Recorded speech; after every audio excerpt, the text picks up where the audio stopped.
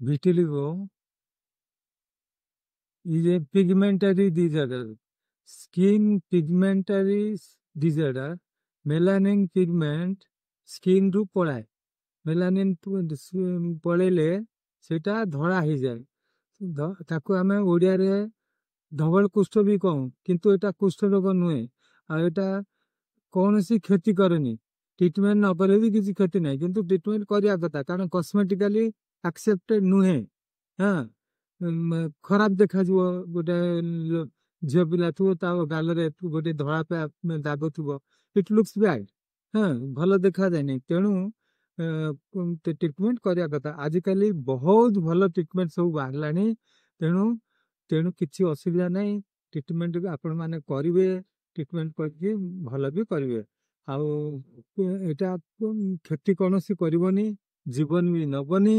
ହଁ, ଆଉ କାହାକୁ ବି ଡେଇଁବନି। କିନ୍ତୁ ବଂଶଗତ ରୋଗ ଆପଣଙ୍କ ବଂଶରେ ଯଦି କାହାର ଥିବ ତାର ତାର ପିଲା ଛୁଆ ମାନଙ୍କୁ ହେଇପାରେ। ପିଗମେଣ୍ଟାରୀ ହେଇପାରେ। Genetically control, eat is genetically control ତାକୁ କହନ୍ତି ହେଲା। ହଁ, ଆଉ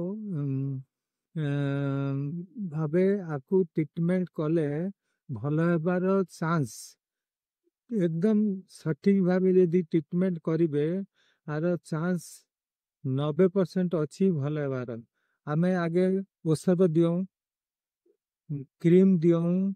ହଁ, ଯଦି ଦିଟାରେ ଭଲ ନହେଲା, ଆମେ ୟୁଭି ଲାଇଟ୍ ପକାଉ, ଅଲ୍ଟ୍ରାଭାୟୋଲେଟ୍ ଲାଇଟ୍ ପକାଉ।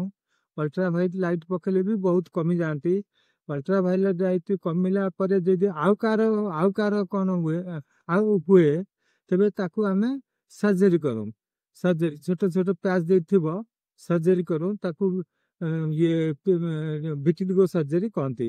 ହଁ, ତେଣୁ vitiligo is a non-contagious disease. It can be cured. Everybody should come forward to treat it.